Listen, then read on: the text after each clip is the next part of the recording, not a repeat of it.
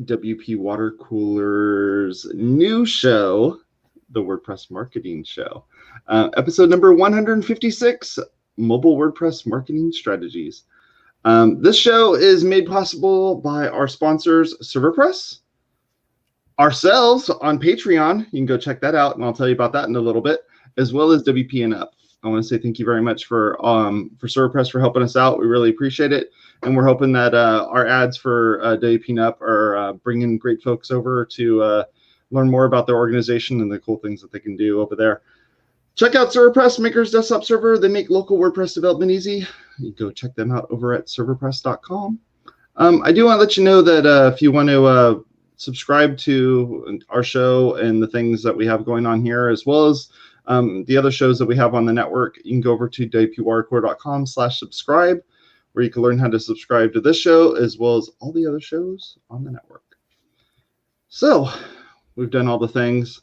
I can't see enough stuff to be able to click things to make my graphics show up. So there you go, Bridget.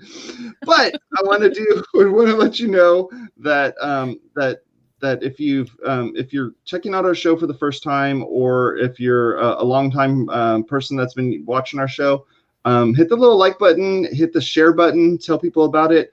We're going to be talking about mobile-first marketing today, and this is a very important topic, especially if you're building your website for the first time and you want to plan this stuff out. We want to make sure that you're well aware and ready to be able to kind of work through all the different strategies that you need to there. Bridget, tell us a little bit about yourself. Hey, I am Bridget Willard, and you can find out about my business services on bridgetwillard.com. I do marketing and copywriting for WordPress products and agencies. I also have tutorials on my YouTube channel on how to make your life a little bit easier online using some tools and strategies. And my new book just came out on Kindle last night. Dysfunctional Love Songs, Affirmations for the Hopeless Romantic. It's a little bit of self-help wrapped up in a lot of humor. It will be available on paperback as soon as I do all the things Amazon asked me to do at 4 o'clock in the morning, which I'm not going to do right now. And we'll have links for that book and all the other books. Bridget's been writing some books. And so, we'll have links to be able to go check out her page, her author page on Amazon, and check out all the books that she has going on over there. Encourage her to write more, because she's been doing great, and it's awesome to see her put that stuff out there. I'm Jason Tucker, as I mentioned earlier. You can find me over at Jason Tucker on Twitter, and my website is jasontucker.blog. I do this show as well as another show called WPwatercooler. We're going to be talking today about how to be able to sell things quickly on your WordPress site. So if you just want to sell one or two items, maybe a t-shirt, maybe a hat, maybe something like that, there's quick and easy ways to be able to do that with having to build up a full e-commerce stack, or be able to install, like, I don't know, WooCommerce or something on your website. So we're going to kind of navigate those waters today. So feel free to go take a look at that. That's at 11 o'clock a.m. Pacific. We'll see you there. Wes, we've talked about everything but Wes at this point. Yes. Wes Chyrchel, how's it going, man? Tell us about yourself. I'm Wes Chyrchel. I blog at weschyrchel.com, and you can check out some of my latest musings in there. Starting to shoot a little bit more video. My day job is the Chief Operating Officer of StarfireDirect.com. It's an e-commerce site where we sell furniture online, and we're dealing with it just like everybody else. And e-commerce is definitely a good business to be in right now. And if you are running an e-commerce site, this is your day in the sunshine right now. It's incredible. It's crazy. Right. E-commerce is definitely cool now. But if you're brick and mortar, and all of a sudden you're like, whoa, I have to tell people about my menu on Instagram. We have t-shirts for sale. Yeah. I love Dana Point, where I live. But the local Chamber of Commerce said, oh yeah, shop local, Dana Point strong. And they made these t-shirts, but you can't buy them online. Hello. You have to go to the business. Right. Well, it's unfortunate. What were we saying earlier? It went from mobile first to mobile last. Yeah. like in our last episode, we were talking with Jen Miller, and she was saying with landing pages, you should use your landing page on as many devices as possible. Yeah. So like Jason is the king of monitors, and a lot of times we have these big giant monitors, or even, you know, good laptops where we're seeing our content. First of all, I don't know, less than 18 inches away or about 20 inches away.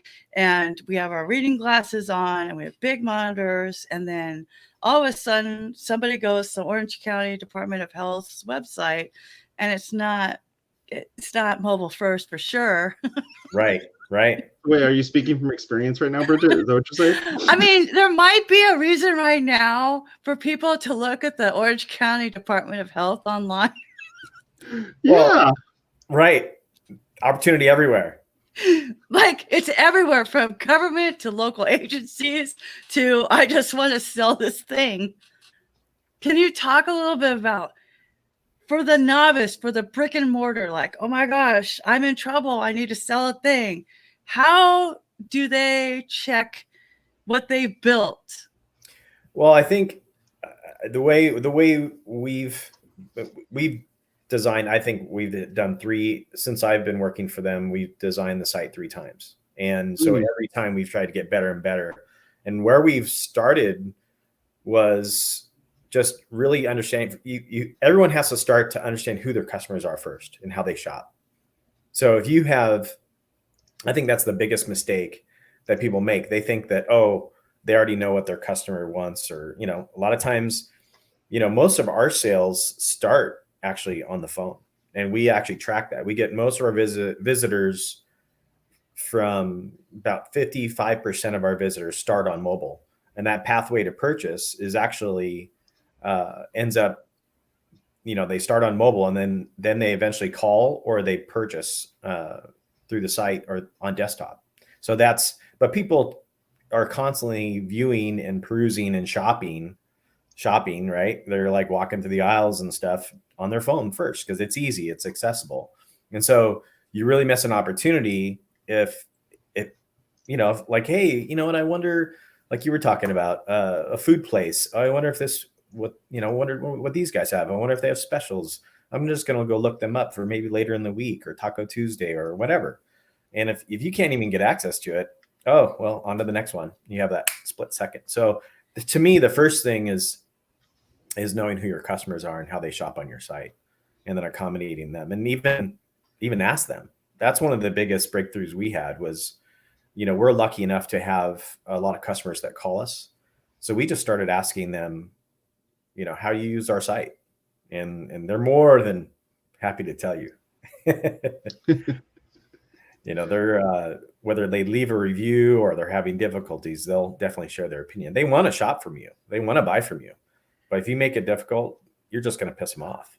Yeah, I did order from one of these restaurants, and I just called them and I said, I can't read your menu. Do you have a cheeseburger? Yeah. Right. Yeah. You're an educated user. Like, other people probably didn't even go that far, right? I know, but this is what I'm talking about. The 25-year-olds, the 30-year-old, the nephew that's doing this for the brick and mortar or whoever. You know, if you don't wear reading glasses yet, you don't know the trouble I've not seen. Yeah. Wow, there's a song in there somewhere. I think people overthink mobile.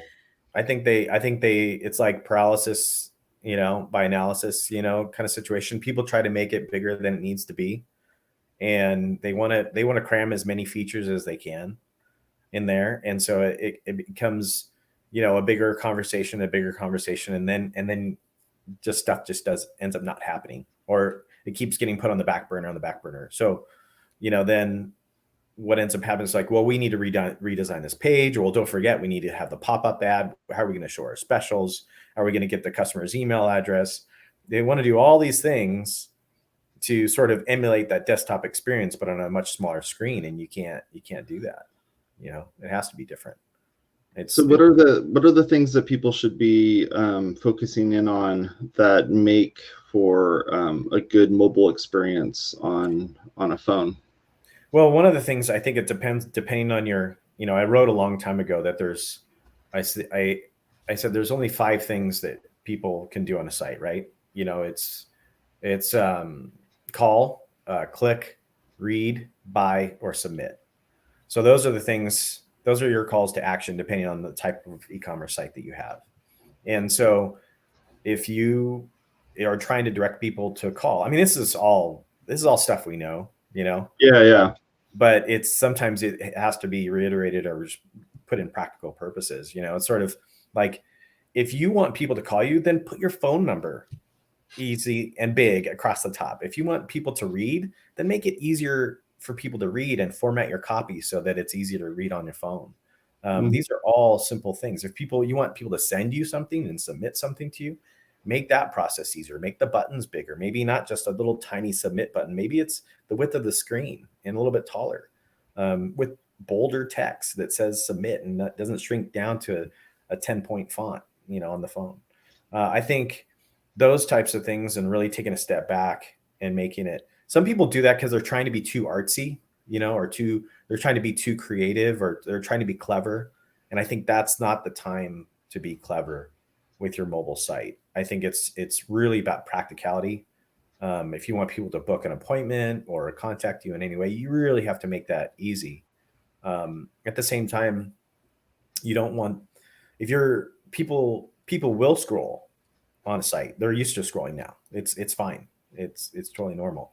But at the same time, you want to make some of the forms shorter, because if they have to answer question after question. I was filling out some information yesterday for a new service we're signing up for work, and I had to fill out form after form after form, and I was scrolling. I'm like, man, they're asking all kinds of questions.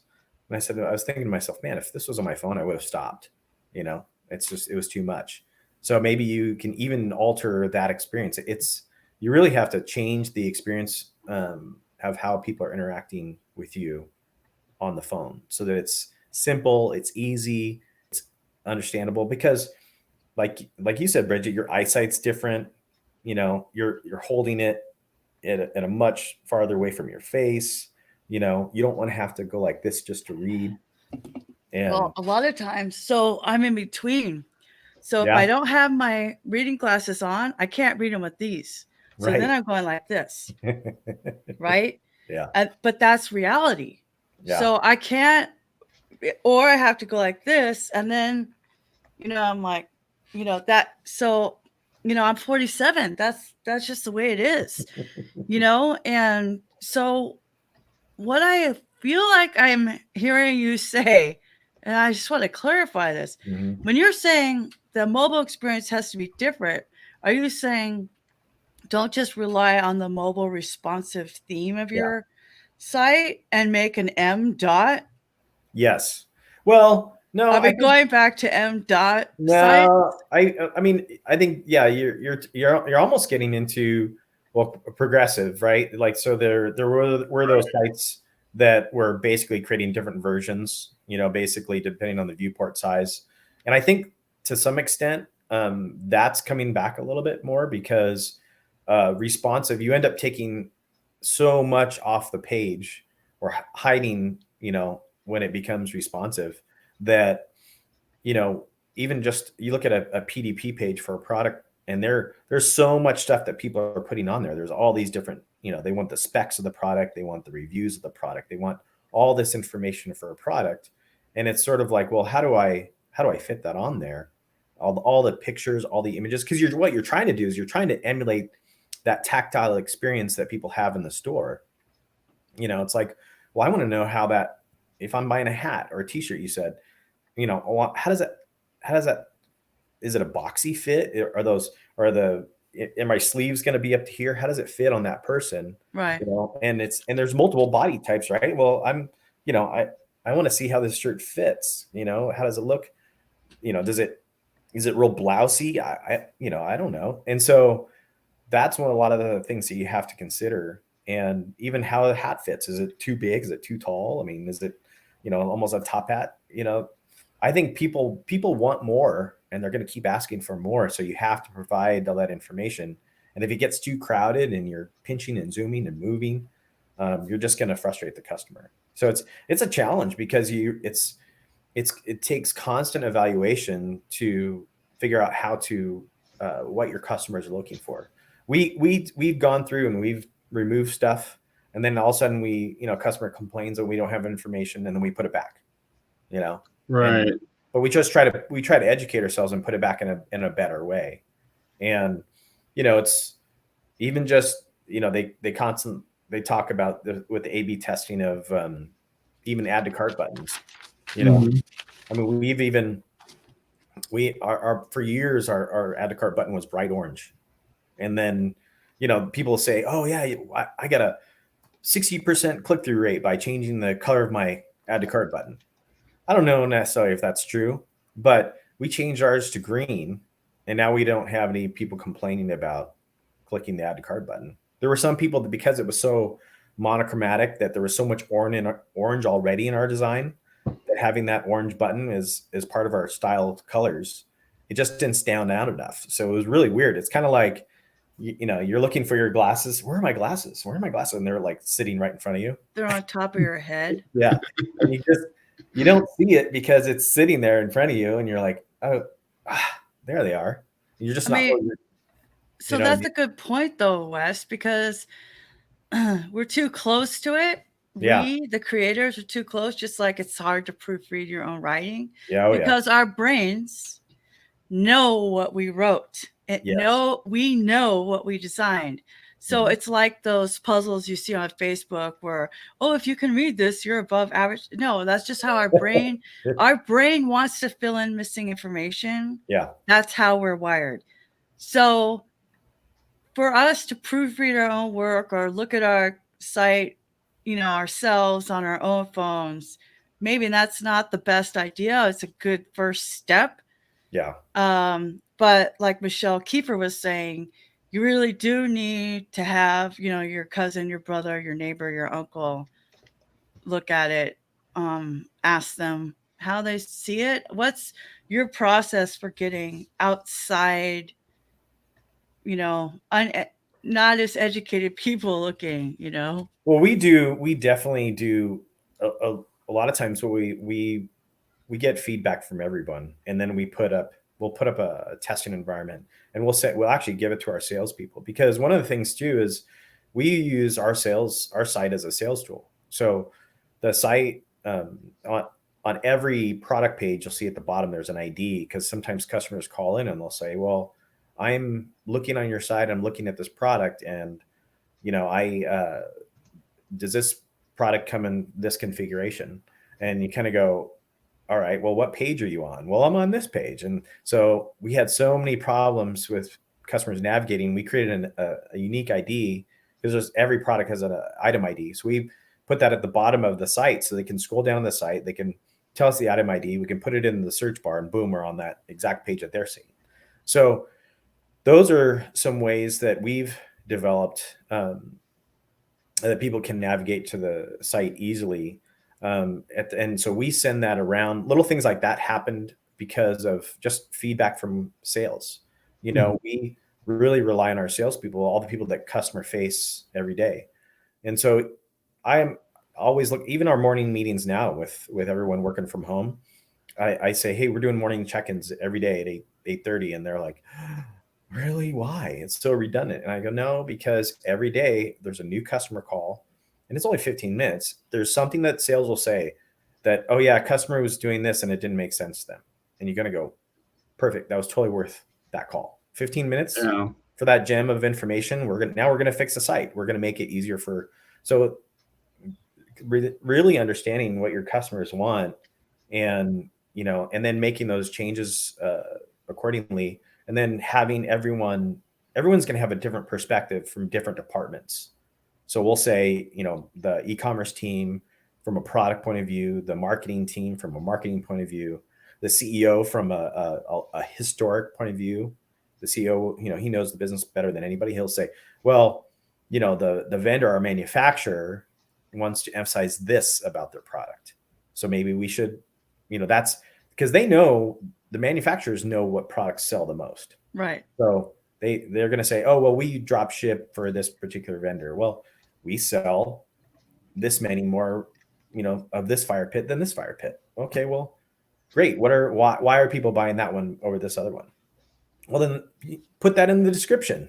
This is the reason why. It's almost sort of like, it's being, I joke around with the staff sometimes. I go, I'm going to play Captain Obvious right now and just say, the reason why people are buying this is because of this. So let's highlight that. I mean, put that at the top of the bullets, of the description. Mm-hmm. So we get in our own way a lot. We screw it up all the time. Humans, they screw everything up. I think when speaking of screwing up, when you have a new web design that you're going through, or you're trying to optimize that design, people tend to want to, like you were talking about earlier, be tricky or to do something, something a little bit different or whatever. But I think you should really look at what the big guys are doing, what the medium guys are doing, what the medium sites are doing, those sorts of things, and see what works for them and what doesn't work for them. So, for instance, looking at maybe you don't need the entire description to be displayed all at once on there, and maybe you should have like a more button that's at the bottom that will then open up an expansion or open up some type of collapsible element to make that get bigger. So make sure your descriptions have enough information to kind of get the person enticed at the top part of it, and then down below maybe more of the specs and the things that people don't necessarily need to see when they're trying to quickly browse through something. Same with like customer reviews. Maybe you should show like the first 3 or 4 customer reviews. And after that, everything below it should just be under a button that you click on and that expands. And so those are where those mobile first types of ideas come into play. Like you were talking about, Bridget, that a website could be built in such a way that the desktop version of the site just has all those expansions already expanded, or those collapsible elements already expanded. And then you're not having to rebuild an entirely new website, but rather you're rearranging things and reconfiguring things to allow for ease of use, but also just that it's not so complicated. And people, when they're going on their phone and they're kind of flipping through everything, they want to be able to flip through everything without having to kind of dig through all that stuff. And one last piece is that I've always seen is scrollable elements on a website, where you have like an iframe, which is a scroll within a scroll. Yeah. Those things are the worst. You want to stay away from those as much as humanly possible. And if you absolutely have to do that, then you may want to look at maybe the technology that's being used and see if that's something that we can fix. Oh yeah, like the map. Yeah, like a map. Exactly. Once you get to the map, that's it. End of the experience. Right. Put a map in the middle of the screen. We're even finding that there's definitely a limit to the amount of text, because even if we do put, the most requested or the most asked about feature at the top bullet of the description, we're having people that are still buying that product, not reading that at all. And it says, this is, for example, a lot of our stuff is fairly technical, but not that technical. We're just trying to prevent people from setting themselves on fire. I mean, it seems small very, details. Yeah. It's like, this is for natural gas. This is for propane. So people buy it and they'll say, hey, this doesn't work, for my setup. Well, on the first line, it said it was for natural gas, and you're trying to fit it on a propane tank. And, it's kind of funny because they think that propane is natural gas? No, people know the difference. People aren't reading. People don't read text anymore. We're literally trying to think of symbols, that universal symbols that we can start putting in stuff. Like a shape of a tank with a big red thing. Right. On fire, running around in circles. Because people are ordering stuff. They're looking at pictures. So that's sort of the order. They look at they look at the title, and they're not even reading that. And then they're looking at the pictures, and then they're buying. And they're not even reading. Because if you think about it, if you look at how a lot of the product pages are nowadays, it is the title the pictures, maybe a very brief. I've even seen some of the sites that don't even have that much of a description at all. It's the title, the picture, and the buy button, and you don't even have the description is below the buy button. So now people they've just gotten used to that. They're not even, so then they order it thinking that that's what they need, and then they get it and they go, oh, this doesn't work. So now you're in a return. So now you've created a negative experience, because now they go, well, it's your fault, I bought the wrong product, you know? Well, it's definitely not theirs. I mean, Yeah. they're the ones injecting themselves with Lysol. It's never, yes. Here we go. Never, yep. Exactly. I'm sorry, but we have to give the people who actually watch this live or within this week something. I know. That's your Easter egg. I was wondering how you're gonna fit the Lysol comment into this. Good job, Bridget. So what about the marketing, the inbound marketing that you have with emails that are being sent out? That's part of that mobile first marketing strategy as well. Yeah. What are you guys doing to make sure that an email is properly formatted that gets somebody to a product or a service or something like that you guys are providing? I love email. I really do. I think it's fascinating to me because it's this genre that hasn't changed since the 90s. I mean, you still build emails with tables and stuff like that. When I remember I was such a master with call spans, and stuff, trying to create images and stuff. It's so funny because, Outlook, and it's mostly because of our email clients, right? Our email clients are so archaic. And so you just get, then everyone, you just get an email in your inbox, especially like an Outlook, and it's just blank because it's all these broken images that Outlook says security risk. We're not parsing these images or displaying these images because you haven't allowed us to, click here. So the person just sees nothing, whereas if you just would have used text, everything would have been fine. But what? That's crazy talk. I know. Text equals bad, Bridget. Text bad. No, I had this issue when I was helping somebody, when I was working part-time, and they're like, that's not beautiful enough. That's not how you sell travel. I'm like, do you have images turned on in your email? Right. Oh, wait, you don't? Neither does anybody else. Yeah.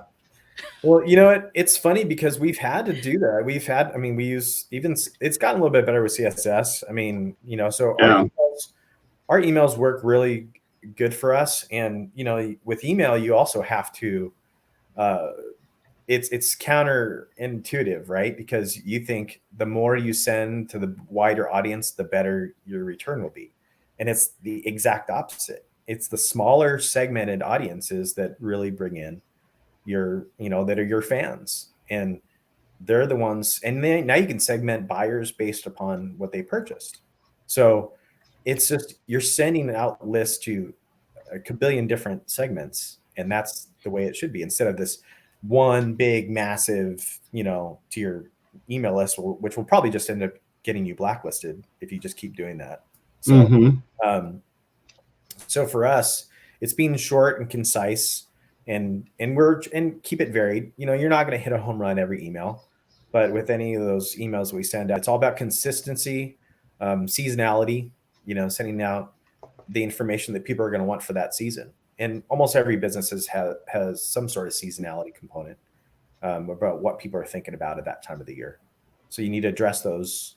If you're writing about winter stuff, let's say you're writing a blog and you're talking about, winter stuff and staying inside and it's springtime, you're not going to get the attention you really want from your readers, But so same thing with products. I mean, we're offering information about what people can do being outside this time of the year and take advantage of that. So that's how, and we don't try to hammer them with sales, because we don't want to be the sales shop all the time. We just want to have good content and give people solutions, really, and introduce them to new ideas.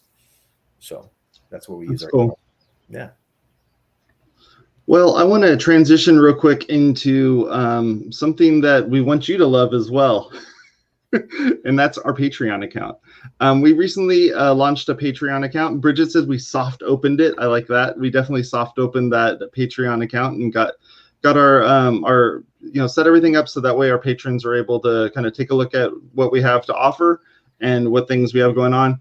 I was trying to come up with like how do you name, and I'm kind of get a little bit inside baseball here, but like it's like how do you name a tier, in Patreon? And since we're a marketing show, I want to kind of show the backside of like how this thing is set up.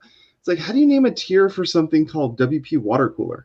So what we did is we started going through and naming, when I say we, it's a royal we, so as myself, started going through the different types of ways that you can describe water. And so I have the small water cup, I have the medium water cup, I have the large water cup, and then I also have the water bottle, and then I have the 5-gallon water bottle, and I have water bottle delivery.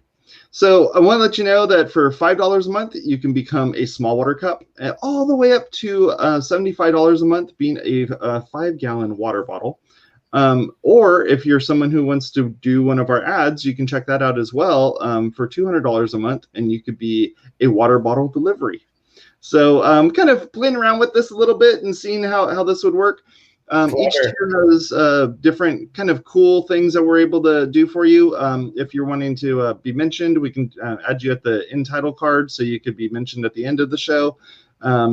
We're playing out a whole bunch of kind of really fun things here, and we're hoping that that you'll enjoy it as well. You can go to our website over at it's patreon.com/WPwatercooler and take a look at the different offerings that we have available to you, and also be able to request some offerings if there's something interesting that you're wanting to do or wanting us to do.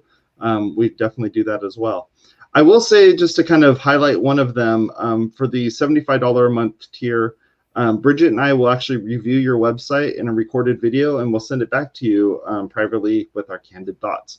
So something like that is interesting to you, then we would love to do that for you. And for $75 a month, you're helping us out. You're helping us out with transcriptions of our show and being able to make sure that we can kind of make everything work. So, but it's not just transcriptions for transcription's sake. It's also for captioning.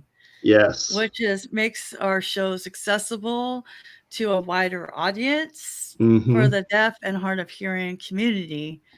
And it does come at a cost. So it's just been on our hearts. And when I say ours, I mean Jason's. but I started doing it, but I was doing it the hard way. And of course he found a tool, but it costs. Like mine was just doing it. And so it's the truth. And actually I have a niece who's deaf and hard of hearing, and I have a really good friend who reads lips, and he's actually having trouble now going to the store because everybody's mouths are covered. Wow. Yeah. Crazy. So like these are things we don't think about until they come home, kind of like being mobile first for the visually challenged. Yeah, so go take a look at that. That's patreon.com/WPwatercooler. I like the way you guys did that. Very cool. Thanks. Well, Jason's always doing cool stuff. He says he's not a marketer, but then I'm like, hello, the small water cup is so cute. I love it. The graphics on the site are pretty good too. I spent some time doing it, so it was fun. Yeah, that's cool. So that's the thing. It's like it is mobile responsive. We did test it, FYI. Yeah. So like this thing with gosh, I do want to talk to you about emails at some point. But okay, so let's get back to the brick and mortars. Yes. Like let's get back to the kind of timely, like, oh my gosh, I still need to make money. How long is my restaurant going to be closed? How long is my t-shirt shop going to be closed? Yeah.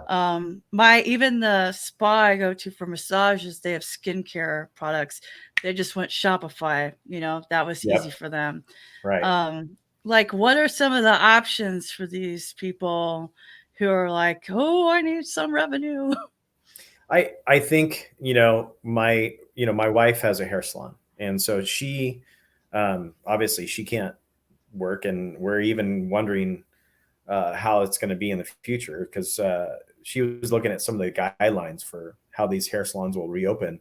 And some of them it's going to completely change. They have to you're basically almost prepping some of these clients for surgery. They have to provide gowns and masks and hairnets and all kinds of stuff. And that's going to, that's just going to be passed on to the customer. So now that's going to increase prices of hair care and things like that. But one of the things that I thought was kind of cool was for people's roots, my wife put together color kits, and she was putting those color kits and sending them out to her clients. And then she'd create a Zoom meeting and have them and literally show them how to apply the color. And she provided little bottles with, she went out and bought these little bottles and showed them how to mix everything and just apply it to their roots, just to kind of prolong it for a little longer until they could come into the salon. Yeah. So I think that, communicating heavily with your customers, especially right away, letting the customers know that you're open and know that you're available, and also being unique in the sense of what you're offering.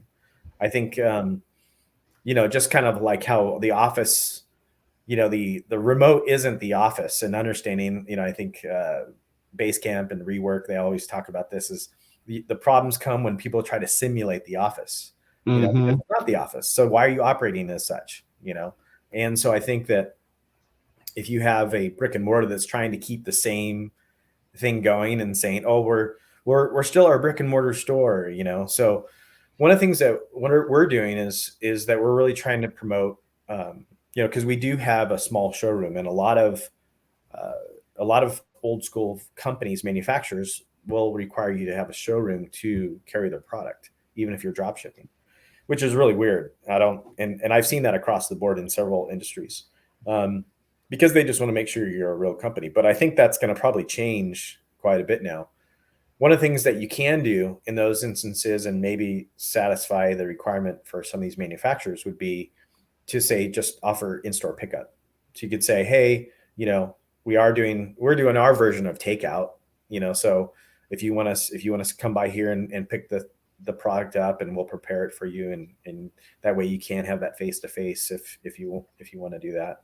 And then the brick and mortars, especially, we talked about the restaurants and things like that. They need to really go out of their way and maybe even break down the menu into smaller chunks, quick bites, or reevaluate it so that people can get to their information quickly. I think when, if you have a big menu and you're just going through pages and pages and pages, maybe it's sort of like, quick dinners or things like that for family or something. I think they need to kind of reevaluate what the needs of the customer are now. Oh, I've definitely seen. Sorry, go for it. The one down the street sees like Taco Tuesday, 20 tacos and pictures of margaritas. Yeah. But can I just talk about PCI compliance a little bit? Yeah. Okay, so one of the restaurants I called. Here's my credit card number. Blah, blah, blah, blah, blah, blah, blah, blah. Now I'm fine because I'm not really that paranoid. Right. But in my brain, I was like, you should just have me PayPal you. Yeah. Right. Why am I giving you I know that this is not PCI compliant. Right. They are exposing themselves. Oh, yeah. They're asking for trouble. Yeah. So, and it's gotten easier. I mean, you can sign up with a Square account or a PayPal account pretty quickly. They should easily be doing that. Even Venmo, has the ability to pay their customers. Even if they could do that over the phone, it'd be better than just taking someone's credit card. Or just say Venmo me. So one of the Instagram accounts I follow, and I thought this was the most clever thing, is the bartender, and they were opening up a brand new section that was outside in Anaheim right when this happened. Okay. Because it was for St. Patrick's Day. Remember, they got shut down right before St. Patrick's Day. Yeah. And his Instagram account is that Juan, Juan, that Juan bartender. Very clever. So at first he goes, hey, if you Venmo me your email address and $20, and he said this is his email so that we could Venmo him, he would give us his signature strawberry syrup recipe and 5 cocktail recipes every week. Wow. I'm like, that's an easy win. But it was secure because there's Venmo. Yeah. Right. And I call the really fancy restaurant.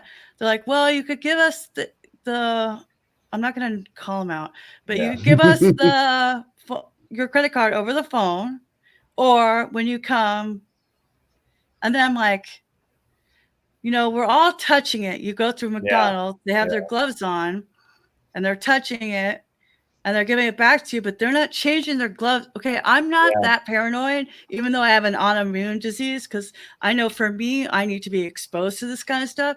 But I'm thinking, because I used to spend a lot of time in hospitals, you're not changing your gloves after every single interaction. There's no point in having gloves on. Like, I'll just go, right? Well, that's what I've been saying. Those masks and those gloves aren't to protect you; it's to protect them. So, right. So, but if you touch something that somebody else touched and now you touch your face with the gloves on, it doesn't really matter, right? No. My point is, like, there's the germ section, but let's talk about the, so lately I've seen them where they put the machine out like this and then you just go like that. That's smarter, like in a drive-through. Well, Jason has that brass thing now. Yeah. I've seen those so many times showing up on Instagram. The little brass looking thing. Well, it's like a little hook hand. Lowe's and Home Depot and all those places are open now. And it was great because, I loved being able to order ahead and then pick stuff up on the site, and then I don't have to touch anything like you said. But if they don't have that, if they sign up for Square, I know Square knows my phone number. Yeah. Can I give them my phone number and then can you do it that way?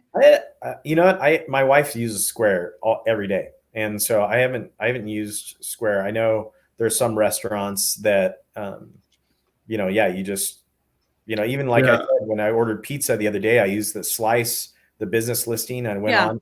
That was brilliant. I love Slice. Slice is because Google has it built into their business listings for pizza places now. Yep. And it was so well done. I was like, anybody that's not, and I don't know what the service is. I don't know if these pizza places how much manual work they had to do, or if Slice, as part of their service, they build all this menu out for them. But it was so well done, so easy. Very easy. 2 buttons, pick up or delivery. Right. And it was great. I loved it. I mean, that is good. I can answer your question about the Square thing, Bridget. You can't use the phone number because anyone could just type in. I could type in your phone number. Oh yeah. I don't even have to look it up. I just know, That's true. Right. But so that makes sense. But like, that's just what I'm thinking. Like, I could do DoorDash. Yeah. But that's secure. What's going to happen is that I don't think, there's a great a buddy of mine, and I think I have commented about this before. Things are going to be different now. And after 9/11, a great example of that is after 9/11, everything was different. You don't go board a plane the same as you did, before. Nothing went back to pre 9/11 the way it was. Right.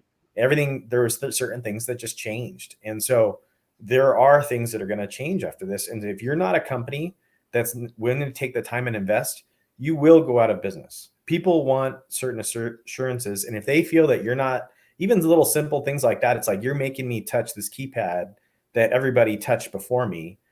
And now it's consciously in my mind. Who's not thinking of that? You go to the gas pump, it's on your mind, But if there's even just little things like the antibacterial soap at Arco stations, or that if they have little, that are right there next to the pump, and hand wipes and towels, those little things, those little extra steps.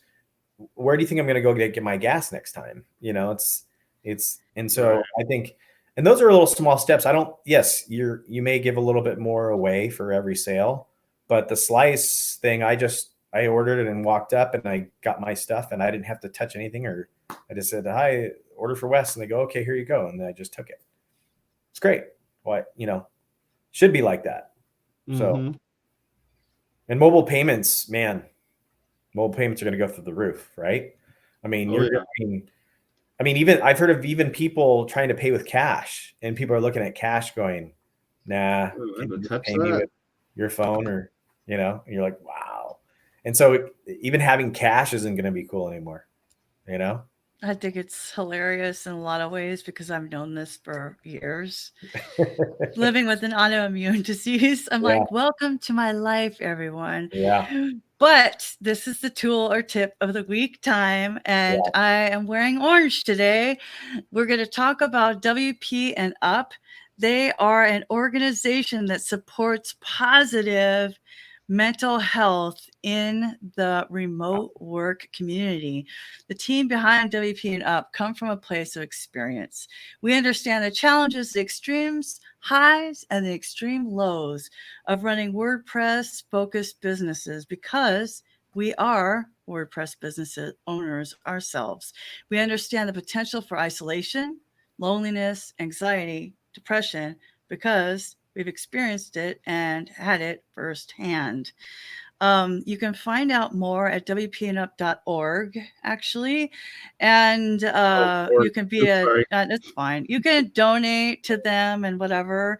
It'll be redirected. I'm sure they have a 301. But the thing is that WP and Up is a great organization. They started by sponsoring a bunch of meetups in the UK and then ended up realizing, wow, we're all a worldwide, organization. So if you are experiencing any issues of isolation, loneliness, go to their How Are You channel on Slack or just click join on their website, wpandup.org. There's someone there all the time to talk to everyone there. So, Cool. yeah, and it's a great place. They're my client, and I've been doing some writing there. And there's a short series of devotionals, light reading for the heavy heart, that I wrote about half of. It's going to turn into an ebook for our fundraising efforts. Dude, you've been cranking out the books. Well, this one is just for a client, but so this is what I'm going to do finally. And this is why this is my tool or tip of the week, which is the perfect segue. Kindle Create. Okay. The first 2 books I wrote, I used lulu.com, and it was a major headache, whatever. Okay. I have a hard time with print because do you know how hard it is to proofread your own work? We talked about that earlier on the show. Yep. But Kindle Create, there is no upfront cost. Now, that's already better than lulu.com. It's a software that you just download. I hate saying that. It's a software that you download onto your computer. I don't have Microsoft Word. I will never have Microsoft Word. So I use Google Docs. I wrote it in there. They have a Pride and Prejudice download that you can get for the formatting because it's the ugliest formatting you'll ever see in your life. It's just write the way they want you to write, right? Right. And so that was a lot of puns and homonyms. Anyway, so and then you export it from your Google Drive after 2 of your friends have proofread it twice. They export from your Google Drive as a Word document. Now, when you open the Kindle Create program, it will ask you for this file, and then it uploads it, and then you go through and you format it. They have a few templates. You can add at that time, you can add a preface, a foreword, title pages, acknowledgement, dedication. Acknowledgements in the back, acknowledgement about the author of the books, things like that, are in the back of the book. And at the front is title page. The other thing that's super cool, which Lulu used to make you pay for, is Amazon and Kindle Create will assign you an ISBN number. Oh, this is huge. That's okay. Cool. Huge. It's very expensive otherwise. Well, at least to me it is. So this was my COVID project. I was like, okay, I'm just going to finally, not blog about this. I'm just going to write it and, get it done before the 30th. So what happens is after you kind of format it, add your before and your after, then it exports it as a Kindle Create file.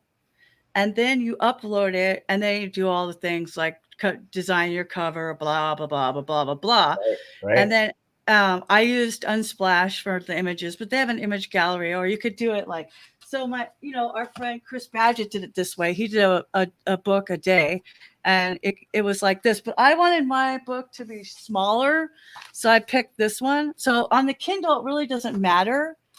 But then you go, after you finish that, because people have been asking me, that's why I'm telling you it's a little bit longer than I should. So then after that, then it asks you about print. So, and then you upload that same manuscript. Now that's when I'm like, oh, okay, I did this wrong because I didn't care about widow and orphan protection. Because I knew it's gonna make its own breaks depending upon the size of your device. If you have the Kindle or the phone or a tablet or whatever. So I'm gonna go back in today and fix that. But again, then it listed on Amazon. It takes 72 hours to approve it. It can be a cookbook. It can be an art book. You decide what tier of profit you want, 35% or 70. You decide the price. Has to be at least $2.99. And you can always futz with it, because even the ebooks I had from Lulu, I put on Kindle. And I was like, oh, that's way too expensive for that dumb book or whatever. And I just lowered the price to $4 just because it was something I wrote for myself, Sure. Anyway, the point being is that there's no upfront cost. That's awesome. Which is amazing. So you could just go on there and then print on demand. If you want to buy author copies, you can. Okay. Then if you're like, this is your thing, then you can do like, oh, buy it from me and I'll sign it or something. I'm not doing that, but you can. Kindle Create. That's my tool tip of the week. That's great. Sorry, I was trying to get it all in there. Make sure you bring your Kindles to the next WordCamp that Bridget's at. She'll sign the screen for you, and your signature will be on top of it for all of the books that are on that thing. Right. Well, you know what? Like some people do. John Maxwell just sent out a sticker that's a signature. Huh. Weird. That's interesting. I know, like that makes no sense, but whatever. So weird. That's awesome. Wes, you got anything you can share with us? Let's see. As far as a final tip goes, I think one of the things that, as far as let's keep it the mobile thing goes, I always say design from scratch, on mobile. Like get rid of, so you have a site. A lot of times what people end up doing is they take their desktop site, and this kind of goes back to the mobile first ideology, and then they try to take away all the things and make it work great. Whenever we are working on a mobile site and a desktop site, we design completely two different sites, and then we merge them. And I think that's the biggest tip. I think a lot of people, they should start with just two completely different approaches, because the menu is going to be different. Everything's going to be different on a mobile site. So it doesn't make any sense to start with the desktop and then just take stuff away, because it's not the same mindset, So we just start with literally a blank page and add stuff in that way.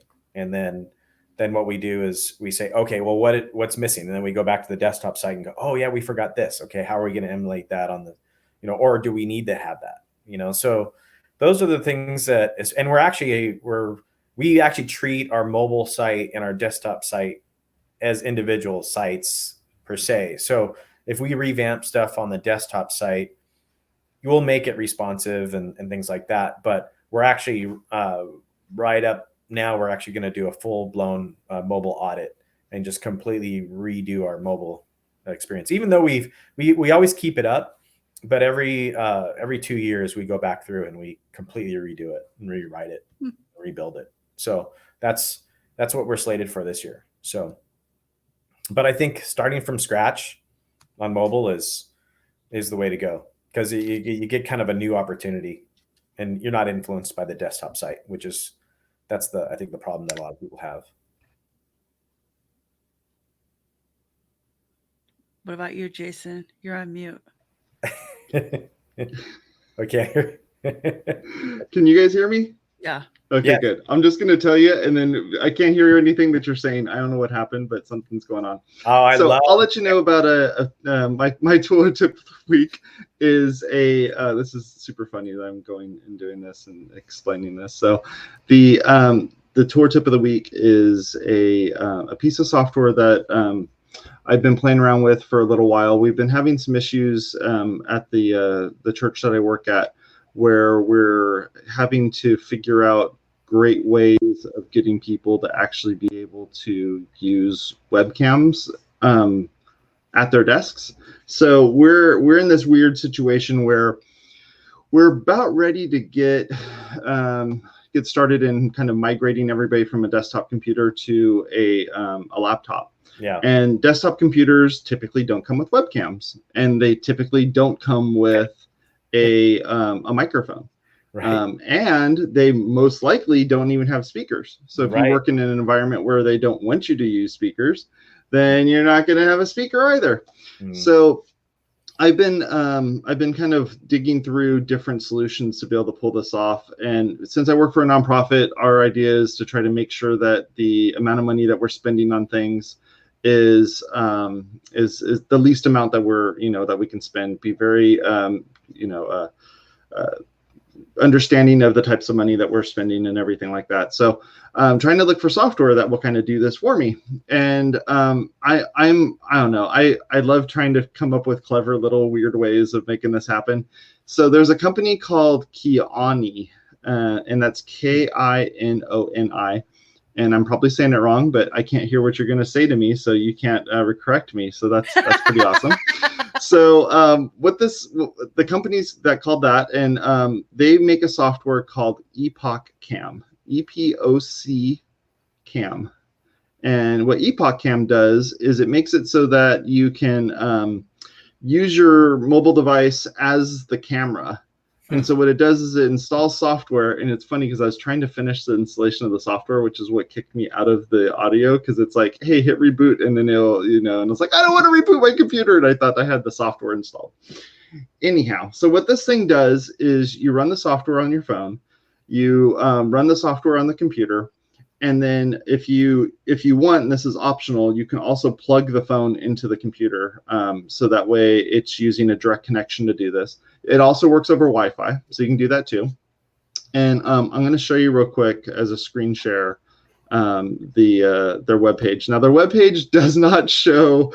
I mean, it's kind of hard to explain like how this works, but it's like, here's a laptop and here's a computer, and if they're in the same distance from one another, you can do it this way, and you could also plug it in.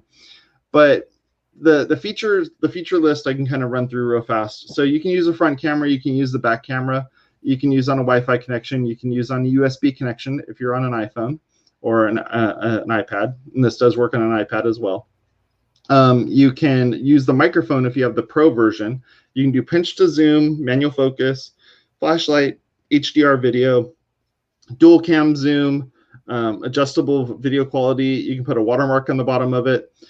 There are ads on the free version of it. The paid version was fairly cheap. If I remember correctly, it was less than $5, so it's way cheaper than an actual webcam.